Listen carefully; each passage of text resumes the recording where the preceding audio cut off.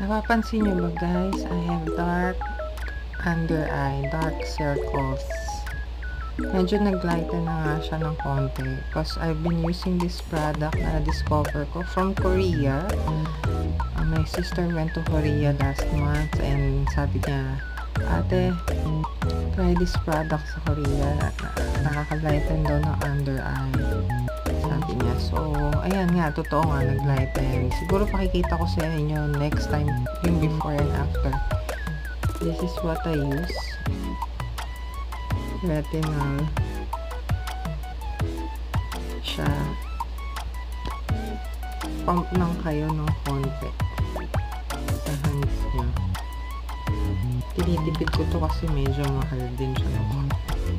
Hindi naman, affordable naman yun. Pero, okay na rin yung matipid. Ano yung sabi sa